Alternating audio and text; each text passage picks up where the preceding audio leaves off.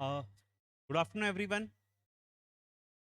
Now, the last of the times, what we were talking about is certain right basics of the law, and in fact, progressive and regressive system of taxation was something we had talked about.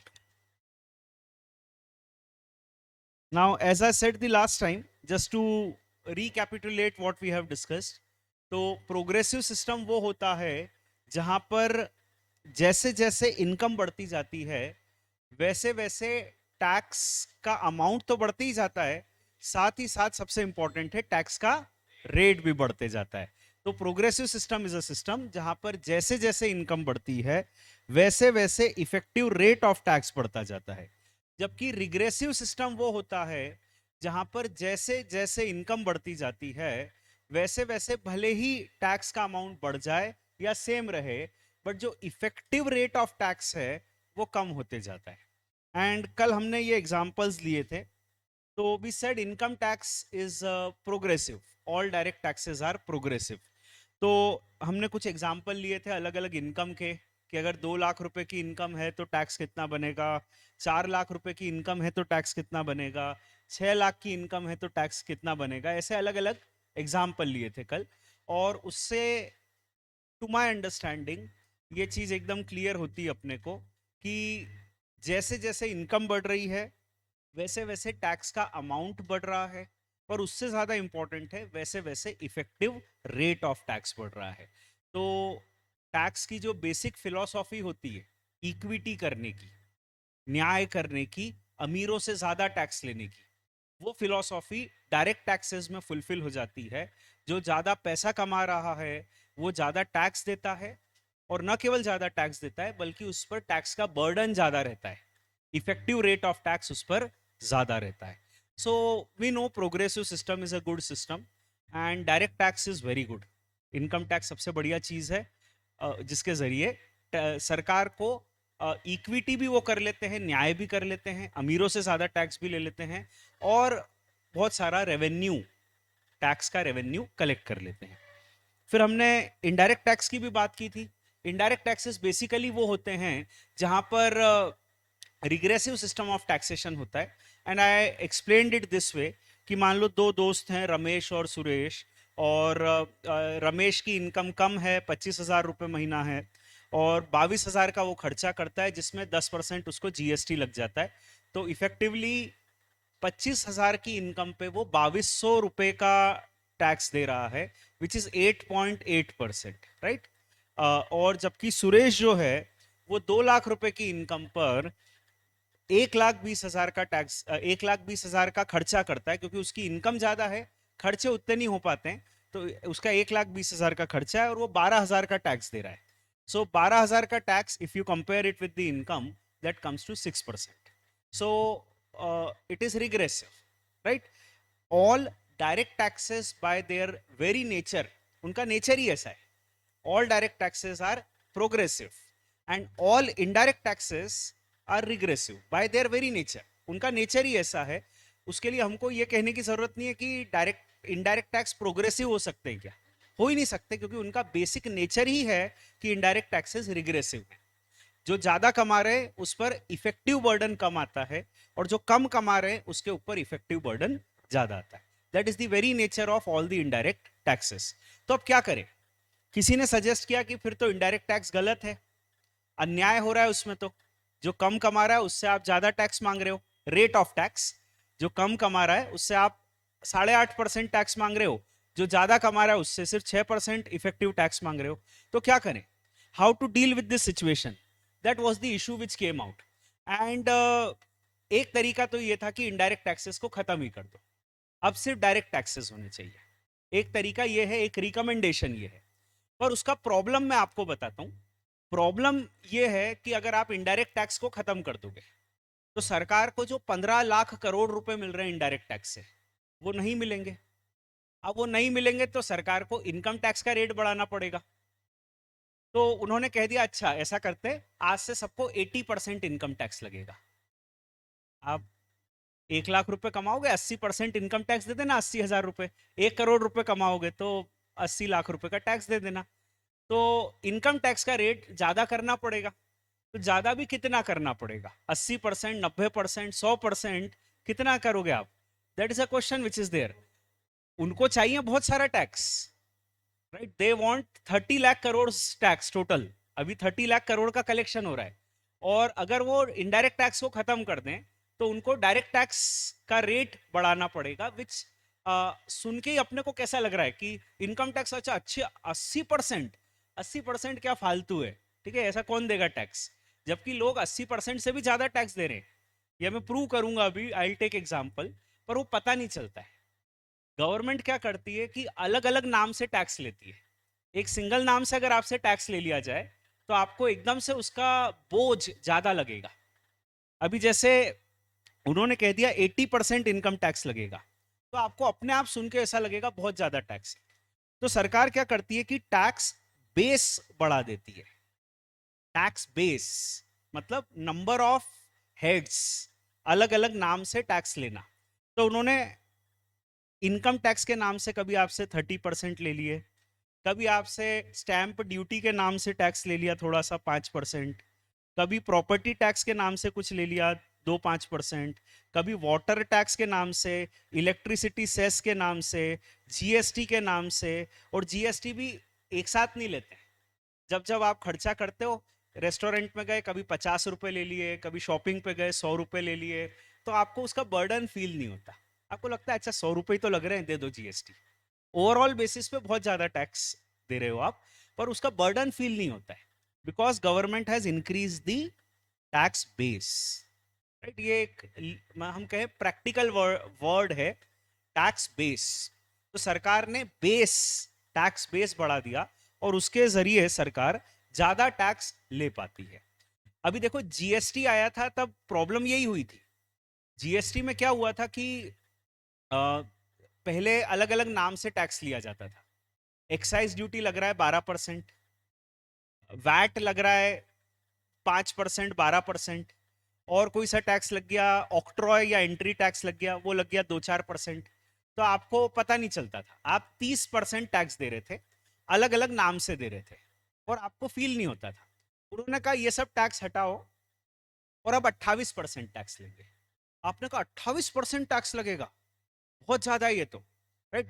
In general लोगों का objection ये था कि 28% GST तो बहुत ही ज्यादा होता है, जबकि उससे पहले वो ज्यादा दे रहे थे, पर वो एक सिंगल नाम से नहीं था, it was in different names. उनको लगता था अच्छा एक्साइज तो थोड़ा सा ही तो लग रहा है 12%, वैट थोड़ा सा ही लग रहा है। तो इसीलिए सरकार हमेशा ये चाहती है ज्यादा टैक्स कलेक्ट करने के लिए कि ज्यादा से ज्यादा नाम से टैक्स ले, टैक्स बेस बढ़ाए। अब जीएसटी आने के बाद ये फिलॉसफी थोड़ी डाइल्यूट हो गई, क्योंकि उनका तो कहना है one country one tax, but effectively if you have one tax then the tax rates would be something like this: 90% income tax, 110% income tax, because you have to collect the tax, right? आप बोलोगे 100% से 110 कैसे दें? किसी समय India में था 110% income tax. आज से 100 साल पहले की बात होगी, अंग्रेजों के समय की, पर उस समय ऐसे ही था कि 100% से ज्यादा इनकम टैक्स था। तो what I am talking about is, सरकार को जीएसटी तो रखना है, ये पक्की बात है। इनडायरेक्ट टैक्सेस तो रखने। अब इनडायरेक्ट टैक्सेस का बेसिक नेचर है कि वो रिग्रेसिव है। बेसिक नेचर तो ये है कि वो रिग्रेसिव है, और हमने कहा जीएसटी खत्म तो नहीं कर सकते, हमको जीएसटी तो रखना है। तो अब क्या करें? तो उसका सिंपल आंसर ये है कि आप इनडायरेक्ट टैक्सेस की रिग्रेसिवनेस को खत्म कर दो। प्रॉब्लम ये है कि इनडायरेक्ट टैक्स रिग्रेसिव है, तो आप उसकी रिग्रेसिवनेस को खत्म कर दो। और बड़ी प्रैक्टिकल और सिंपल बात है, आप बिल्कुल आसानी से समझ जाओगे। गवर्नमेंट ने क्या किया कि अलग अलग चीजों पर अलग अलग जीएसटी के रेट्स दे दिए। जो नेसेसिटीज हैं उनके ऊपर जीएसटी लगेगा 0% से, नहीं लगेगा। कुछ ऐसी चीजें हैं जो थोड़ी कम नेसेसिटी है, उस पर उन्होंने कह दिया 5% की रेट से जीएसटी लगेगा। कोई लग्जरी है, उसके ऊपर कह दिया 18% की रेट से जीएसटी लगेगा। रेस्टोरेंट है, नॉन एसी रेस्टोरेंट में से 5% की रेट से जीएसटी लगेगा, क्योंकि वहां पर जो लोग जाएंगे वो इतने वेल्दी लोग नहीं रहेंगे।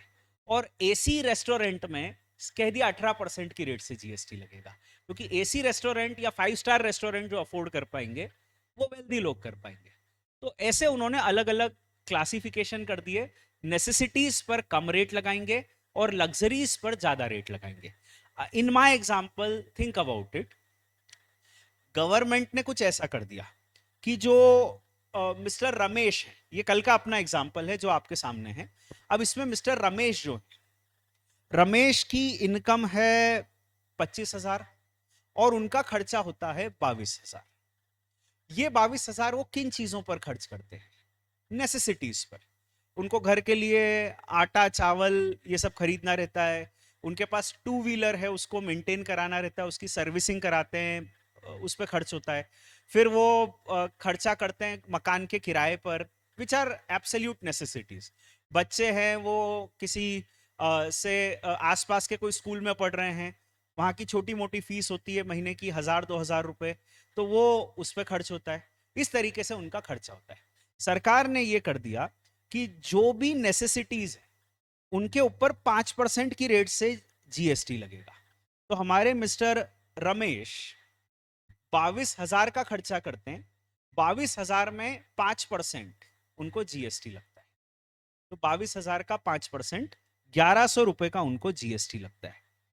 इफेक्टिव रेट ऑफ टैक्स निकाल लो एक बार, 1100 divided by 25,000 into 100,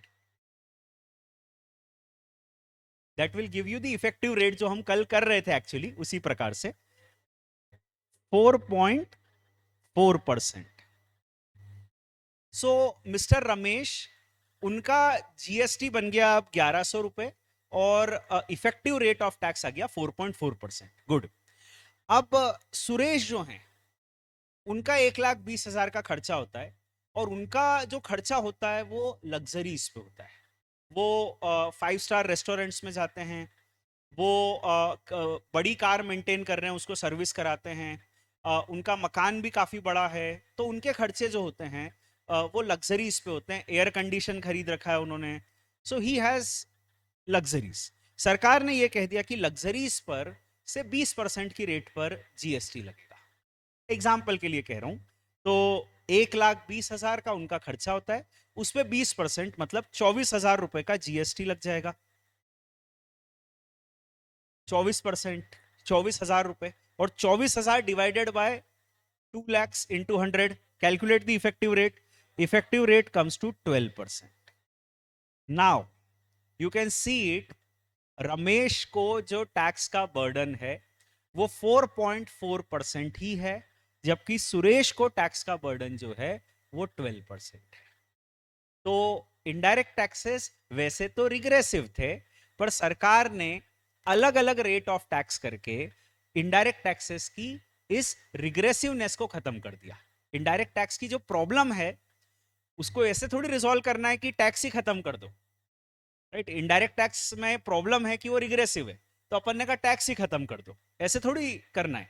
government has a solution and what they have done, they have put different rates of tax, और इसको करके इनडायरेक्ट टैक्सेस की जो बेसिक प्रॉब्लम है, जो बेसिक फ्लॉ है, उसको उन्होंने खत्म कर दिया। और इस तरीके से आज के समय हम प्रैक्टिकली कह सकते हैं कि सरकार जीएसटी और सारे इनडायरेक्ट टैक्सेस को कंटिन्यू कर रही है।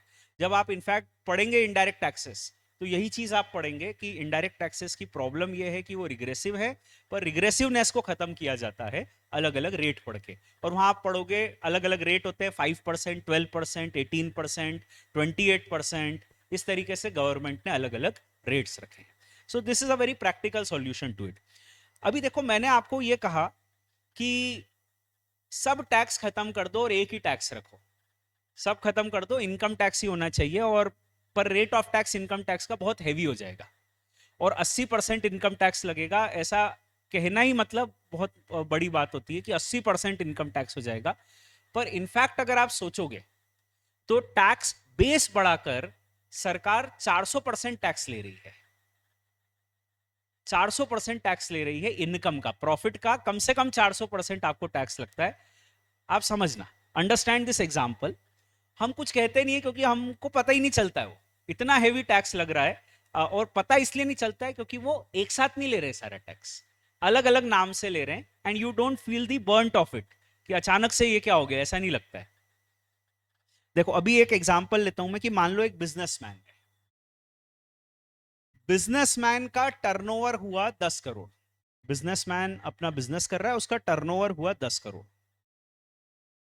अब ये जो 10 करोड़ का टर्नओवर हुआ, इसके ऊपर उसको लगता है GST. I hope you know GST is a tax on turnover. पता है, सुना है भी जीएसटी लगता है टर्नओवर पे। तो 10 करोड़ पे से 18% जीएसटी लगता है। अधिकतर चीजों में 18% का रेट होता है जीएसटी में, तो अपन 18% लेते हैं। तो 10 करोड़ उसने कस्टमर से लिए और बिल में अलग से प्लस 18% कर दिया, right? That is how indirect tax will happen. मैंने टर्नओवर किया 10 करोड़ और बिल में जोड़ा प्लस 18%। कस्टमर से इनफैक्ट मैंने 11 करोड़ 80 लाख रुपए ले लिए, उसमें से 10 करोड़ खुद रख लिए और 1 करोड़ 80 लाख दे दिए सरकार को। हमारे एक स्लीपिंग पार्टनर हैं और वो स्लीपिंग पार्टनर है मोदी जी। हमने मोदी जी को 1 करोड़ 80 लाख रुपए दे दिए और उसको अच्छा सा नाम दे दिया GST, good and simple tax के नाम से। अब ये तो हो गया टर्नओवर पे अपन ने दे दिया। इसके बाद हमने बहुत सारे खर्चे किए, बहुत सारे खर्चे, salary, office expenses, raw material purchase, कई चीजों पे खर्चों पे जीएसटी लगा होगा, खर्चे करते समय जीएसटी लगा होगा। पर वो जो जीएसटी लगा होगा उसका इनपुट टैक्स क्रेडिट मिल जाता है। सुना है ऐसा कुछ? ऐसा होता है इनडायरेक्ट टैक्स में आपकी वो इनपुट टैक्स क्रेडिट मिल जाता है, तो आपका जो खर्चों पर टैक्स है वो आप टर्नओवर के टैक्स से एडजस्ट कर देते हो। तो उसको मैं ध्यान नहीं दे रहा हूं अभी, मतलब जो खर्चों का टैक्स है वो होगा, चलो वो इसलिए फर्क नहीं पड़ता है क्योंकि जो खर्चों पे आप टैक्स पे कर चुके हो that will be available as a credit, और वो मैं अपने टर्नओवर के टैक्स में से माइनस कर दूंगा। अल्टीमेटली मेरी जेब से तो 1 करोड़ 80 लाख जाएगा, पूरा 1 करोड़ 80 लाख जाएगा मेरी जेब से, जिसमें से मैं कुछ खर्चों को करते समय टैक्स भर दूंगा और कुछ अदरवाइज सरकार को जमा कर दूंगा। ठीक है, अब ये तो हो गया जीएसटी। फिर उसके बाद इन्होंने बहुत सारे खर्चे करने के बाद आया प्रॉफिट। जनरली बिजनेस में प्रॉफिट होता है 5-10%, राइट? 10 करोड़ का टर्नओवर किया और 10 करोड़ के टर्नओवर में प्रॉफिट कितना हुआ? प्रॉफिट हुआ से 80 लाख रुपए। ठीक है, तो 80 लाख का प्रॉफिट हुआ, इनकम टैक्स लगता है प्रॉफिट पे। 80 लाख का प्रॉफिट और प्रॉफिट पे से 30% इनकम टैक्स लगा, तो 80 लाख का 30%, यह है एक छोटा सा इंजेक्शन उन्होंने लगाया जिसका नाम दिया income tax.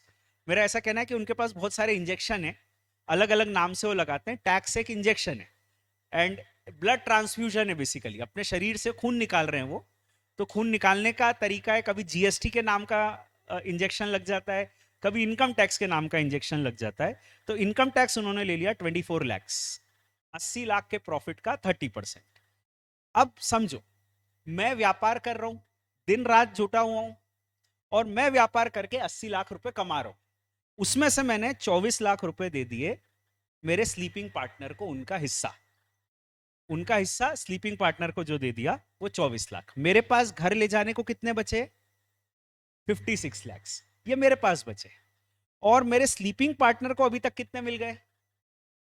1 crore 80 lakh plus 24 lakh, 2 crore 4 lakh. अब उसके आगे 56 लाख मेरे पास बचे। मैंने कहा चलो ये तो अपने हुए, इसको तो अपन मजे से खर्च करेंगे। पर ये जब मैं खर्च करने जाऊंगा तो जहां जहां खर्च करने जाऊंगा वहां वहां मेरे को टैक्स लगेगा। ये 56 लाख रुपए लेकर मैं मॉल में गया, मान लो मैंने शॉपिंग की, 1 लाख रुपए की शॉपिंग कर ली अपन ने, बहुत बुरा लगा अपने को। अपन ने कहा ये 56 लाख मजे से खर्च करो, 1 लाख की शॉपिंग कर ली, बिल में जुड़ के आ गया 18% जीएसटी, जिसका क्रेडिट नहीं मिलने वाला है। क्रेडिट तो उसका मिलेगा जो बिजनेस के खर्चे, तो पर्सनल खर्चों का थोड़ी क्रेडिट मिलेगा, तो इसका कोई क्रेडिट नहीं मिलने वाला है। तो 1 लाख रुपए अपन ने फिर जीएसटी भर दिए।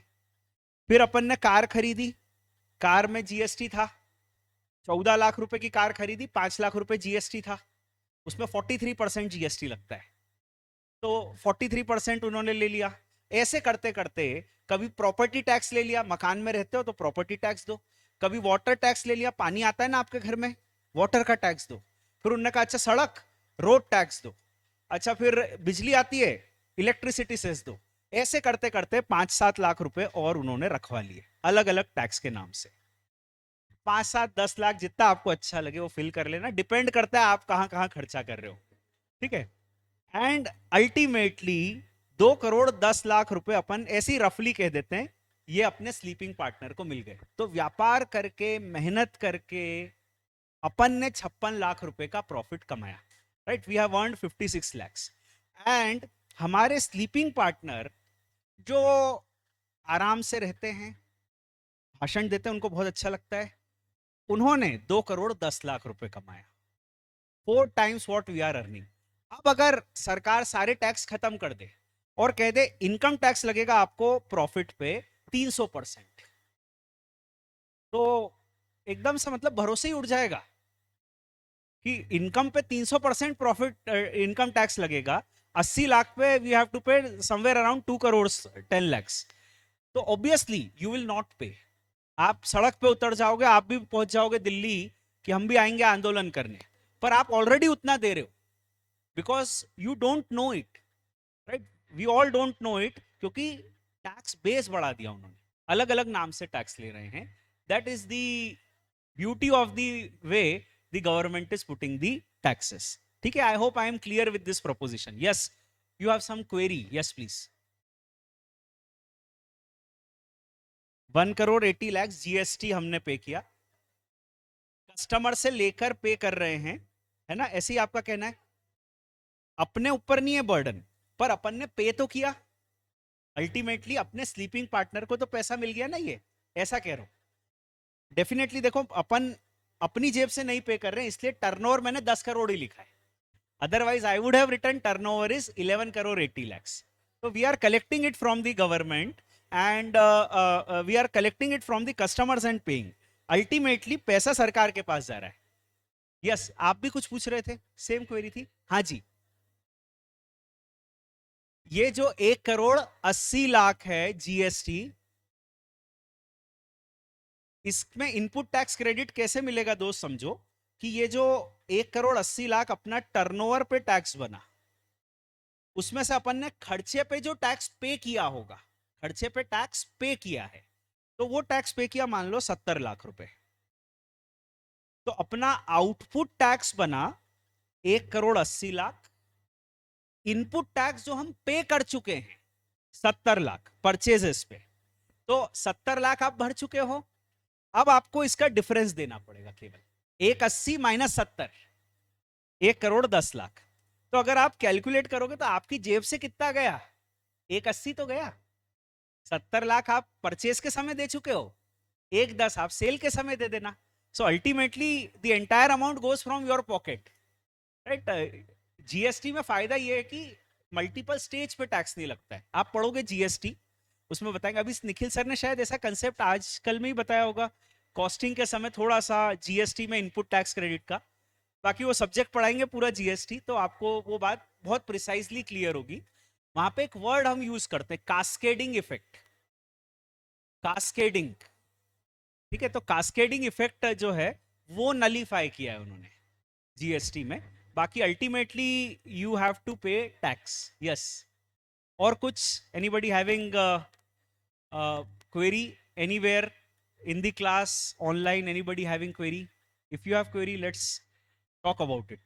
देखो टैक्स कितना हेवी बर्डन है, और लोग इसीलिए कहते हैं कि मतलब कई लोग इसलिए कहते हैं कि इसीलिए हम टैक्स की चोरी करते हैं, क्योंकि आपने टैक्स लगाया ही इतना है कि ईमानदारी से हम भर ही नहीं सकते। पूरे दिन रात मेहनत करके हम कमा रहे हैं, उससे 4 गुना आपकी एक्सपेक्टेशन है हमसे, और फिर आप कहते हो कि लोग चोर है, व्यापारी चोर है, तो फिर ठीक है, हाँ है हम चोर, ठीक है। तो this is why I mean people sometimes evade the taxes, चोरी करते हैं। चलो अभी ये हुआ अपना प्रोग्रेसिव और रिग्रेसिव सिस्टम, खत्म हो गया। अब उसके बाद हम स्टार्ट करते हैं with the concept of equity. Understand this concept of equity. This is going to be very interesting again. Equity का सिंपल मतलब होता है न्याय. एक शब्द होता है इक्वालिटी. हम अभी वर्ड इक्वालिटी नहीं यूज कर रहे हैं, हम वर्ड यूज कर रहे हैं इक्विटी.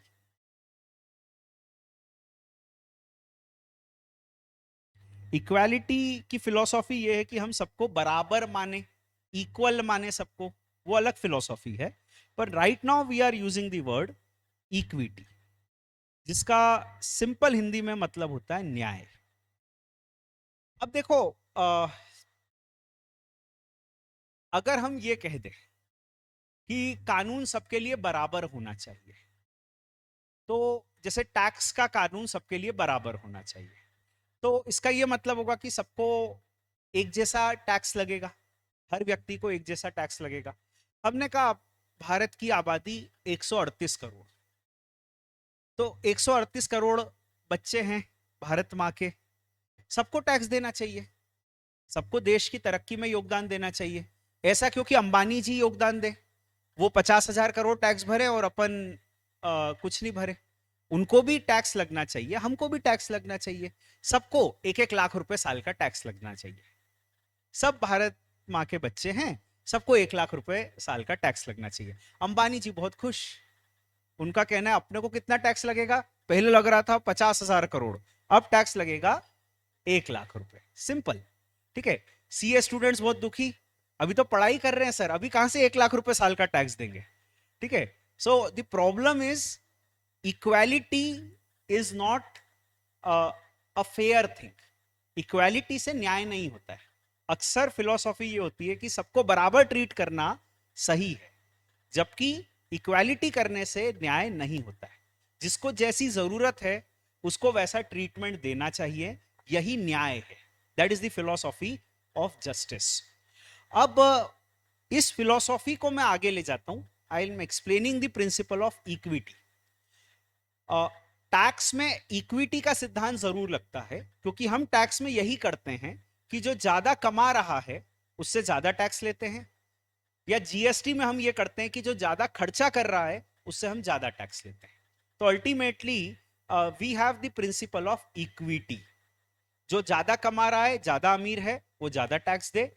जो ज्यादा खर्चा कर रहा है, ज्यादा अमीर है वो, तो वो ज्यादा टैक्स दे. यही फिलॉसॉफी हम फॉलो कर रहे हैं हमारे टैक्स लॉ.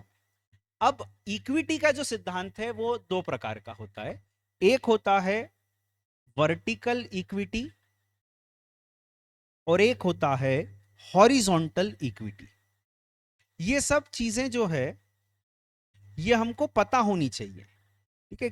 अपने सिलेबस में ये कितना है और कितना नहीं है वो इररेलेवेंट है, पर ये हमको बेसिक बातें इसलिए पता होनी चाहिए क्योंकि अभी अपन ने सीए इंटर में पहली बार इनकम टैक्स या पहली बार टैक्स पढ़ेंगे, अभी नहीं पढ़ा.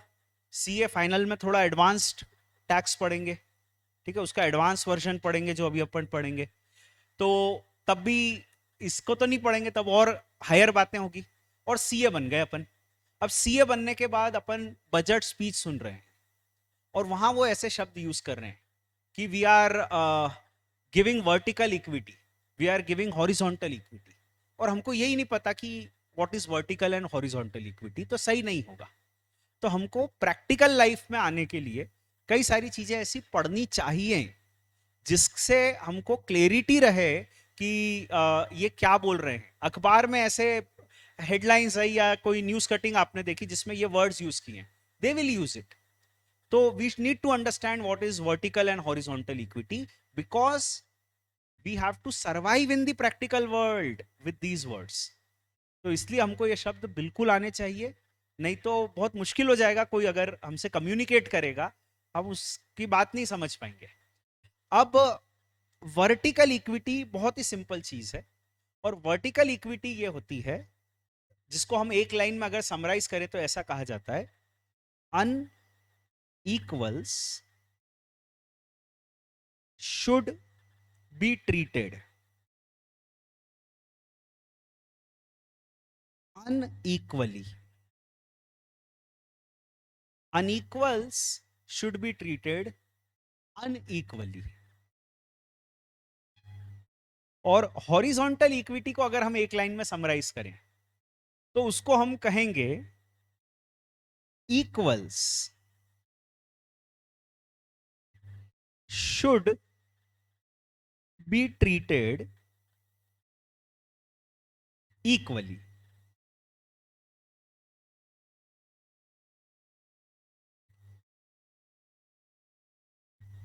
Equals should be treated equally and unequals should be treated unequally.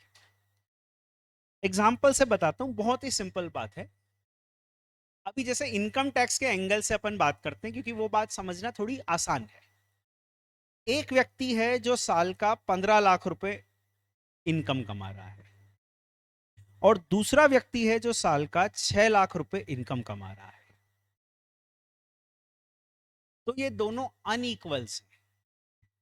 They are unequals. Naturally they are unequals क्योंकि एक ज्यादा कमा रहा है, एक कम कमा रहा है. अगर हम ये कह दें कि नहीं नहीं सबको बराबर टैक्स लगेगा, तो जो 6 लाख रुपए कमा रहा है उसको भी 1 लाख रुपए इनकम टैक्स लगेगा, जो 15 लाख रुपए कमा रहा है उसको भी 1 लाख रुपए इनकम टैक्स लगेगा. पर ये तो गलत हो जाएगा क्योंकि वो दोनों को एक जैसा ट्रीटमेंट देना, 6 लाख रुपए कमाने वाला बहुत दुखी होगा कि मेरे को 1 लाख रुपए का टैक्स लग रहा है, 6 लाख रुपए में से 1 लाख रुपए में कैसे दूंगा. और 15 लाख रुपए कमाने वाला खुश रहेगा कि चलो अपने को तो 1 लाख रुपए ही लगेगा इनकम टैक्स, ज्यादा थोड़ी लग रहा है. तो यहां पर इनकम टैक्स में हम ऐसा ही करते हैं कि जो 6 लाख रुपए कमा रहा है से उसको इनकम टैक्स के कैलकुलेशन पे से उसको 50,000 का इनकम टैक्स लगता है, और जो 15 लाख रुपए कमा रहा है से उसको इनकम टैक्स के कैलकुलेशन पे 2,50,000 का टैक्स लगता है. So in income tax we follow vertical equity concept. That means unequals are treated unequally. जो 6 लाख रुपए कमा रहा है से उससे हम केवल 50,000 का टैक्स ले रहे हैं, और जो 15 लाख रुपए कमा रहा है से उससे हम 2.5 लाख रुपए का इनकम टैक्स ले रहे हैं. So what we are doing in income tax is a very rational concept and that is vertical equity. जितने भी टैक्स हैं रादर सब में वर्टिकल इक्विटी हम अचीव कर लेते हैं by putting different rates of tax और by whatever mechanism. The philosophy is अलग अलग लोगों के साथ अलग अलग ट्रीटमेंट करना है. जो ज्यादा कमा रहा है उससे ज्यादा टैक्स लेना है, जो कम कमा रहा है उससे कम टैक्स लेना है. अब हम बात करते हैं हॉरिजॉन्टल इक्विटी का. हॉरिजॉन्टल इक्विटी की फिलॉसफी है equals should be treated equally. बहुत ही सिंपल बात है. फिलॉसफी ये है कि अगर एक व्यक्ति 15 लाख रुपए कमा रहा है और उससे आप 2.5 लाख रुपए का टैक्स ले रहे हो, तो दूसरा व्यक्ति जो 15 लाख रुपए कमा रहा है उससे भी आपको 2.5 लाख रुपए का टैक्स लेना चाहिए. दोनों लोगों से एक जैसा टैक्स लेना चाहिए क्योंकि they are equals and they should be given equal treatment. एक व्यक्ति से बिजनेस करके 15 लाख रुपए कमा रहा है तो उससे आप 2.5 लाख रुपए टैक्स मांग रहे हो. तो दूसरा व्यक्ति अगर जॉब करके 15 लाख रुपए कमा रहा है तो उससे भी आपको 2.5 लाख रुपए का टैक्स मांगना चाहिए.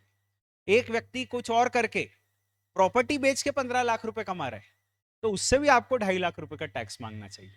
एक व्यक्ति किसानी खेती करके 15 लाख रुपए कमा रहा है तो उससे भी आपको 2.5 लाख रुपए का टैक्स मांगना चाहिए.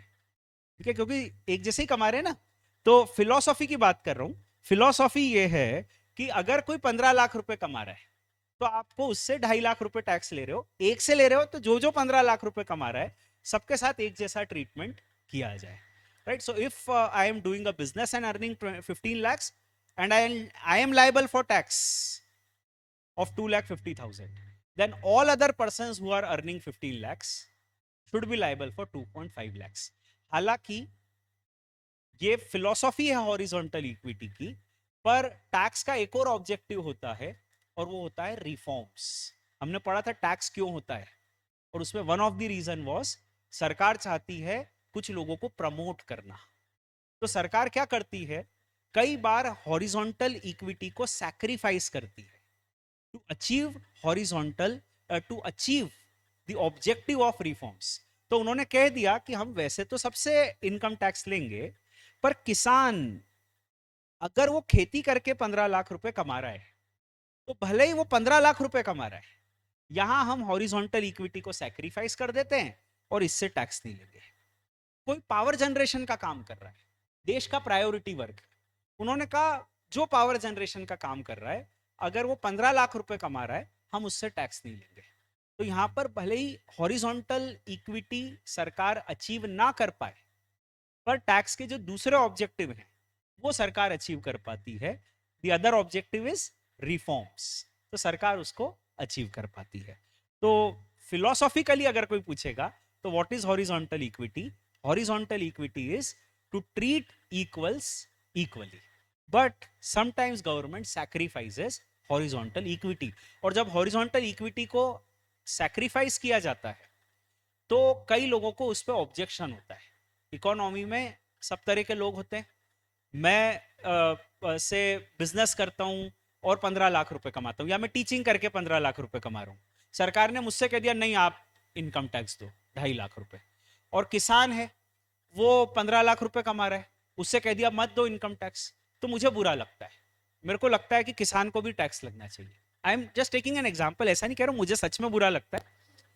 what I mean to say is there will be very many people like that who will say कि साहब किसानों को एग्जम्प्ट करना गलत है, या किसी व्यक्ति को पावर जनरेशन को एग्जम्प्ट करना गलत है, क्योंकि हम भी तो मेहनत कर रहे हैं, हम भी तो मेहनत करके पैसा कमा रहे हैं, आप हमको टैक्स ले रहे हो और दूसरे को एग्जम्प्ट कर रहे हो। So sometimes there may be unrest in the people like that. Yes, you have a query if you are talking about theoretically, yes.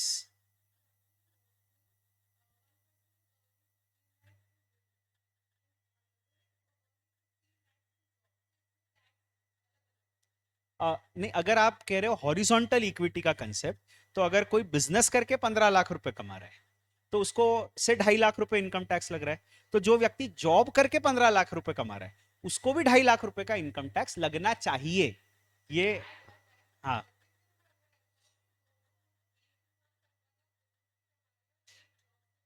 नहीं, वर्टिकल इक्विटी की बात कब आएगी? जब दोनों अलग अलग इनकम कमा रहे हैं, एक 15 लाख कमा रहा है और एक 6 लाख कमा रहा है, then you are talking about vertical equity. If you say कि दोनों ही 15 लाख रुपए कमा रहे हैं, so they are equals, right? Vertical equity comes when they are unequals, right? One query has come out online, I'll just read it. It may be for some interest. Sir, अगर Nahata academy उनके profit पे income tax पे कर रही है, ठीक है, query है, हाँ पे कर रही है, बता देता हूँ।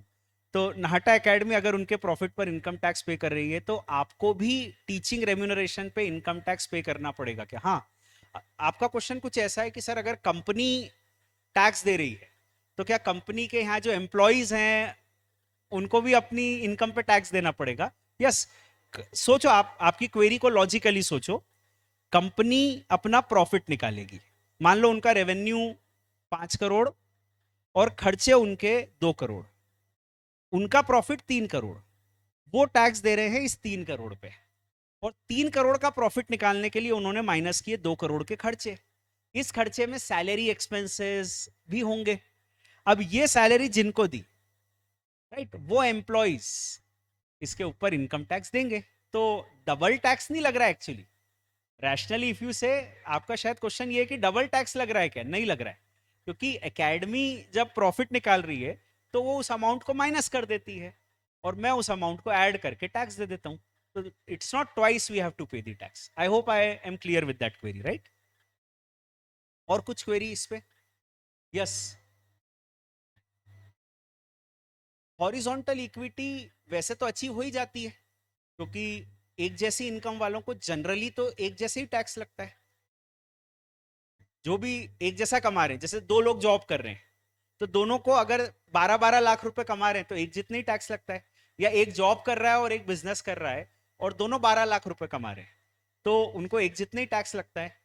इन जनरल तो हॉरिजॉन्टल इक्विटी अचीव हो जाती है इन जनरल, पर कई बार कुछ चीजों के लिए हॉरिजॉन्टल इक्विटी को सरकार सैक्रिफाइस कर देती है।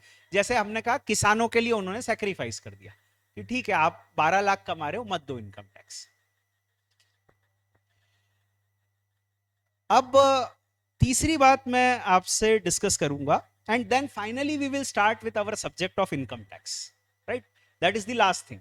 उसके बाद अपना रियल सब्जेक्ट चालू हो जाएगा इनकम टैक्स। और जो पढ़ा वो सब काम आने वाला है, ऐसा कुछ भी नहीं पढ़ा जो आगे काम नहीं आएगा। कहीं ना कहीं मैंने आपको बताया कि अपने पढ़ाई में या फिलोसॉफी में या सीए बनने के बाद भी ये सब चीजें आपको बहुत काम आने वाली हैं। इसलिए you have to understand and bear with whatever we have done.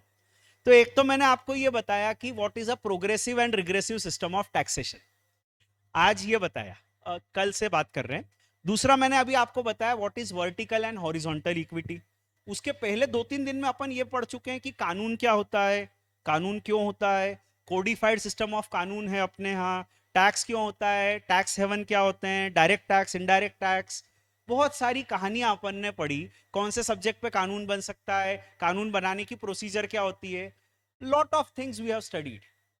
अब finally what I have to talk about is the problems with the codified system of law. Understand this codified system of law and what are the problems with the codified system of law. जैसा कि मैंने अपनी batch में शुरू में कहा कि दुनिया के सभी देशों को हम दो कैटेगरी में बांट सकते हैं लॉ के एंगल से। एक होते हैं सिविल लॉ कंट्रीज जहां पर written and codified system of law होता है। दूसरी होती है कॉमन लॉ कंट्रीज जहां पर कॉमन सेंस और लॉजिक पर कानून चलता है। आज से 300 साल पहले पूरी दुनिया में सारे देश कॉमन लॉ पर आधारित होते थे। तब कोई एक्ट वैक्ट ऐसा कुछ जमाना नहीं होता था।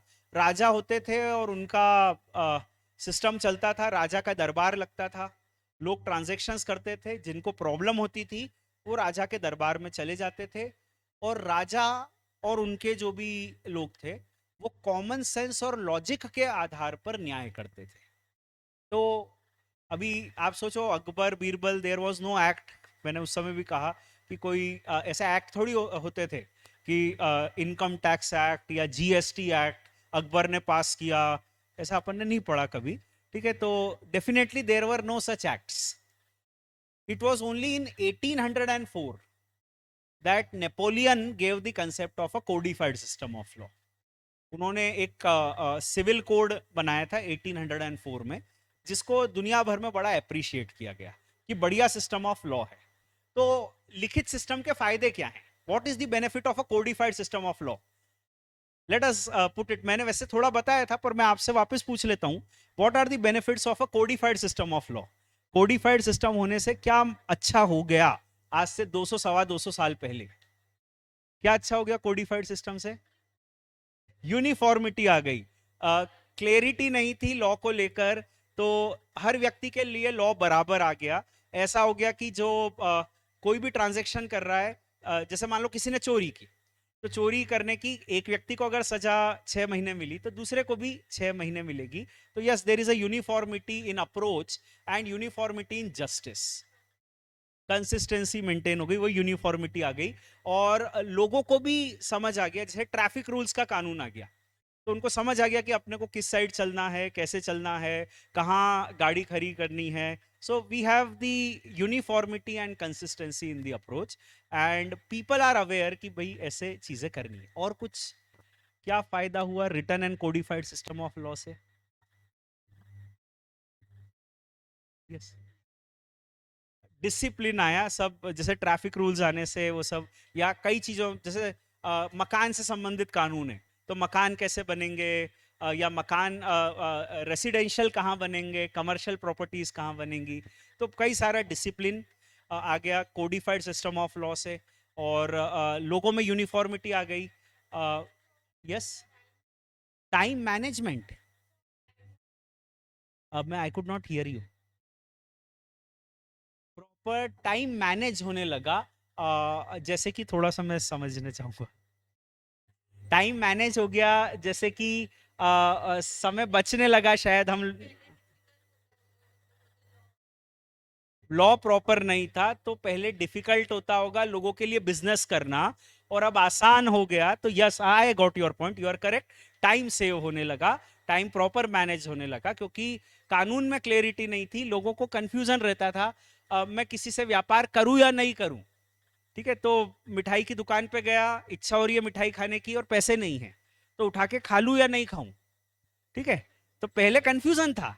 अब अपने को पता है कि अगर बिना पूछे मिठाई खा ली तो सजा हो सकती है, ये भी चोरी क्लासिफाई हो सकती है। तो लोगों में सर्टनिटी आ गई चीजों को लेकर, उससे टाइम बचने लगा। Yes, I agree, yes you are right.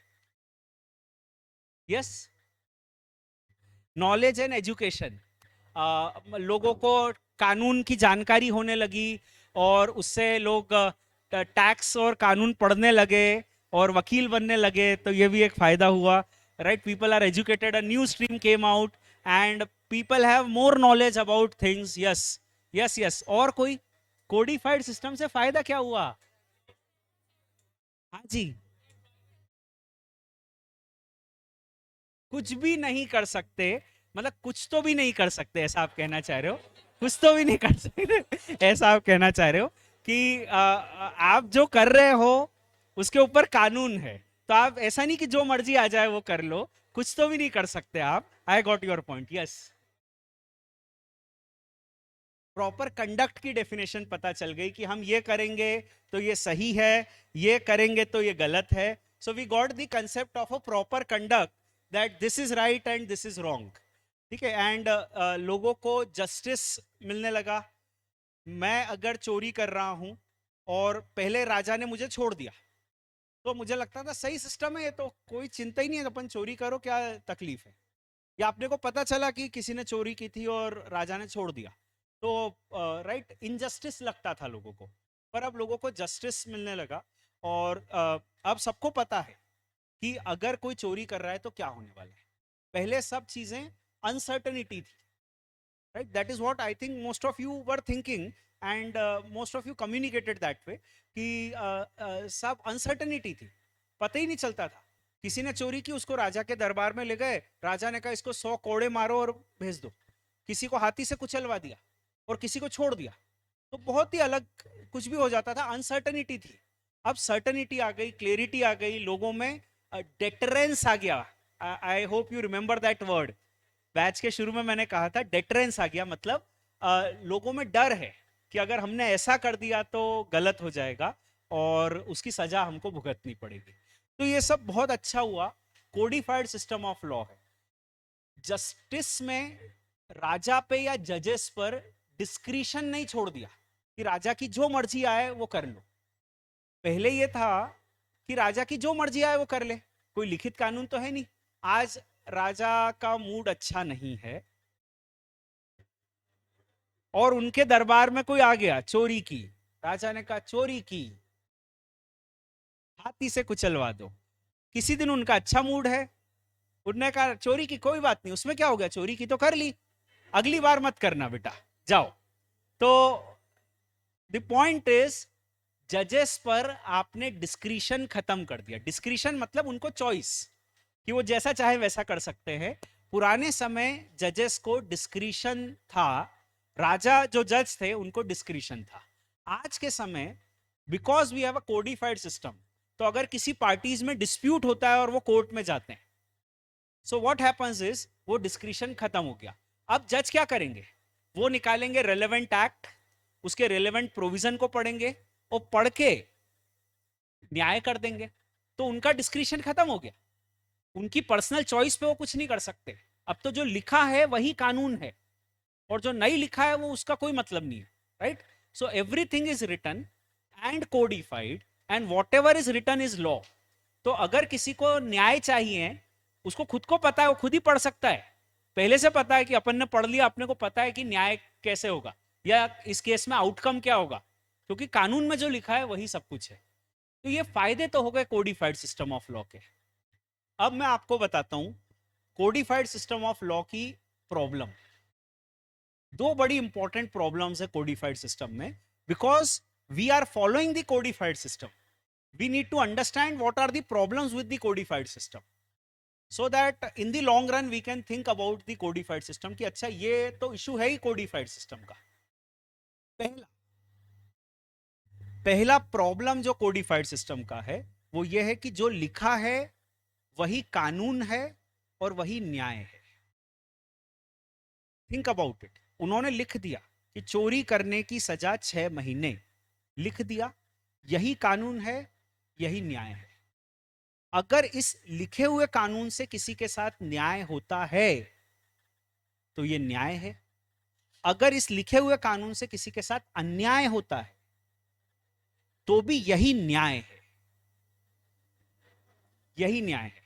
कोई व्यक्ति है, वो व्यक्ति चोरी कर रहा है क्योंकि उसकी हैबिट है चोरी करना।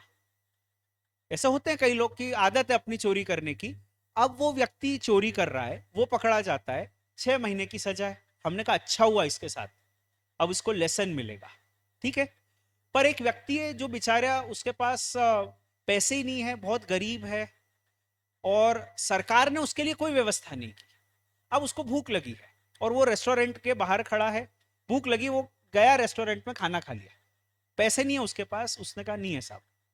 अब आपने कहा नहीं, इसने भी एक तरह से चोरी की, इसको 6 महीने की सजा होगी। उसका कहना है साहब मेरे पास कोई चॉइस ही नहीं थी, और अगर मैंने ये किया तो अगर आपको लगता है ये गलत किया तो इसमें कहाँ गलत किया मैंने, मेरे पास पैसे ही नहीं थे सर, और खाना तो खाना था। तो अब now what happens is he feels that मेरे साथ इनजस्टिस हुआ है। कई लोग कहेंगे इसमें भी न्याय हुआ, उसको कुछ मेहनत करनी चाहिए थी, ठीक है, कुछ भी कहा जा सकता है, बट द पॉइंट इज उस व्यक्ति को लगता है कि मेरे साथ अन्याय हुआ, मेरे को तो 6 महीने की सजा नहीं होनी चाहिए, मेरी परिस्थिति देखते हुए मेरे को सजा दी जानी चाहिए थी, जबकि जज ने कहा कानून में लिखा है 6 महीने, खत्म बात। तो अब इस तरीके से कई बार कानून में आप पढ़ोगे, इनकम टैक्स में ही बहुत बार आएगा, मैं तो कहूंगा ऑलमोस्ट एवरी डे आएगा, और आप पढ़ोगे ऐसा कि आपको लगेगा कि ये तो गलत हो रहा है इनकम टैक्स में, ऐसा इनकम टैक्स एक्ट में लिखा है पर ये तो गलत हो रहा है। या हो सकता है आपने कभी sale of goods act, contract act में ऐसा पढ़ा हो कि सर ये हमको रैशनल नहीं लगता, ये लिखा हुआ है सेल ऑफ गुड्स एक्ट में, पर हमारे हिसाब से ऐसा होना चाहिए, ये बेटर होता, हमको ये रैशनल नहीं लगता। आई डोंट नो ऐसा आपको अभी तक लगा हो कि नहीं, पर इनकम टैक्स में ऐसा बहुत बार आपको लगेगा। और मेरा एक ही कहना है, मेरा यही कहना है कि बेटा जो लिखा है वही कानून है और उसके अलावा कुछ नहीं है। तो अगर उससे आपको लग रहा है कि सही हो रहा है तो वही कानून है, अगर आपको लगता है कि गलत हो रहा है तो भी वही कानून है। एक और बात सुन लो, मैं आई अंडरस्टैंड, ठीक है, you are in a hurry, but listen to me carefully. So one of the problem with the all the codified system of law is that it may result in injustice. Second thing, written codified system of law, the problem with written codified system of law is the interpretation, the words. एक ही word का अलग अलग मतलब निकाला जा सकता है, और यहीं से कानून बड़ा कॉम्प्लिकेटेड हो जाता है, ठीक है। somebody said, ठीक है, मैं आपको एक प्रैक्टिकल एग्जांपल देता हूं कि देखो कैसे वर्ड्स का इशू आता है। अभी क्या हुआ कि उन्होंने कहा कि इंपोर्ट ड्यूटी तब लगेगी जब कोई वेसल इंडिया आएगा। कस्टम्स का कानून होता है, और कस्टम्स के कानून में उन्होंने लिखा कि जब कोई वेसल इंडिया आएगा तब इंपोर्ट ड्यूटी लगेगी, ठीक है। अब एक हमारे टैक्स पेयर बड़े समझदार, वो अपना पूरे जहाज को लेकर इंडिया आ गए। वेसल का मतलब एक होता है जहाज, ठीक है, और दूसरा एक मतलब होता है बर्तन। तो अब वो अपना पूरा जहाज लेकर आ गए, खूब सारा सामान भरकर लेकर आ गए, और उन्होंने कस्टम ड्यूटी नहीं पे की। कस्टम्स वालों ने उनको पकड़ लिया, उनका सामान कॉन्फिस्केट कर लिया, जब्त कर लिया, और अब उनके ऊपर केस चला। उनने कहा साहब मेरे पे तो कस्टम ड्यूटी लगती ही नहीं, क्योंकि आपका कानून क्या कहता है, आपका कानून कहता है कि अगर मैं वेसल लेके इंडिया आऊंगा तो कस्टम ड्यूटी लगेगी। मैं इंडिया में एक भी बर्तन लेकर नहीं आया, आप मेरे पूरे जहाज की तलाशी ले लो, एक भी बर्तन नहीं है उसमें। वेसल का मतलब होता है बर्तन, एंड देयरफॉर मैं अपने जहाज में क्योंकि बर्तन नहीं लाया, मेरे को कस्टम ड्यूटी नहीं लगेगी। कस्टम्स ऑफिसर बोले क्या बकवास कर रहा है, वेसल का मतलब होता है जहाज। उनका ये मीनिंग था कि वेसल का मतलब होता है जहाज, और उन्होंने कहा नहीं नहीं, तुम जहाज तो लेकर आए, तुमको कस्टम ड्यूटी लगेगी।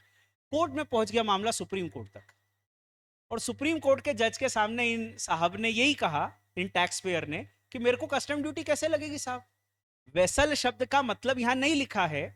तो मेरा यह कहना है कि वेसल से यहां मतलब होता है बर्तन, और मैं इंडिया बर्तन लेकर नहीं आया, इन्होंने पूरे जहाज की तलाशी भी ली है, एक भी बर्तन नहीं था जहाज में, मुझे कस्टम ड्यूटी नहीं लगेगी।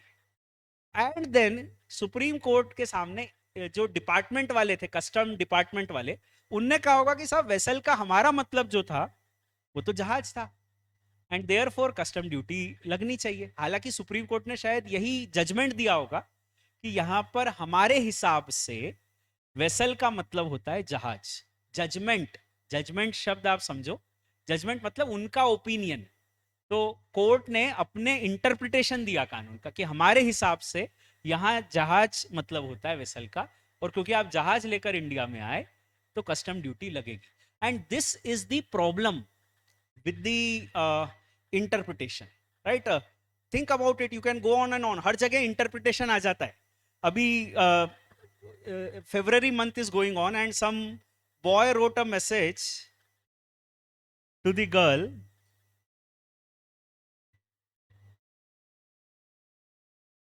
ठीक है, पा, पावन महीना है वैसे ये, तो इस पावन महीने में एक बहुत ही आध्यात्मिक मैसेज इन्होंने दिया, एंड द गर्ल रिप्लाइड,